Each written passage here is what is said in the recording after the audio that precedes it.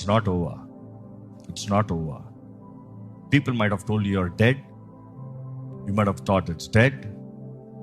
God is saying it's not done. నీ చచ్చిపోయిన పరిస్థితులు ఉండొచ్చు, అయిపోయిన పరిస్థితులు ఉండొచ్చు, చేతకాని పరిస్థితులు ఉండొచ్చు, ఇంకా కుదరదన్న పరిస్థితులు ఉండొచ్చు. కానీ ప్రభు తెలియజేస్తున్నాడు, ఇంకా అవ్వలేదు. నేను మిమ్మల్ని జీవింపజేస్తా, నేను మిమ్మల్ని చిగురింపజేస్తా.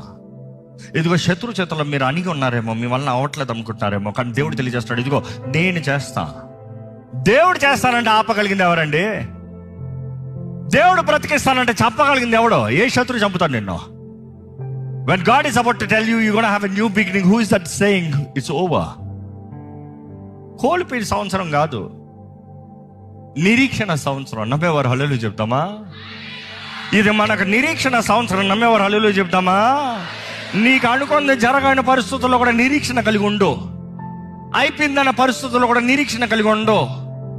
ప్రభు ఆత్మ ద్వారంగా సమస్తము సాధ్యము. శక్తి ద్వారంగా కాదు, బలము ద్వారంగా కాదు, నా ఆత్మ ద్వారముగా నేను జరిగిస్తా. It is through the spirit. నీ శక్తి బలము పనికిరాదు, నీ తెలివితేటలు పనికిరాదు. ప్రభు ఆత్మ ద్వారంగా మాత్రమే కార్యం జరుగుతుంది. ప్రభు ఆత్మ ద్వారంగా మాత్రమే. ప్రభు ఆత్మను నువ్వు కలిగి లేకపోతే నీ జీవితంలో శక్తి లేదు. You are dead.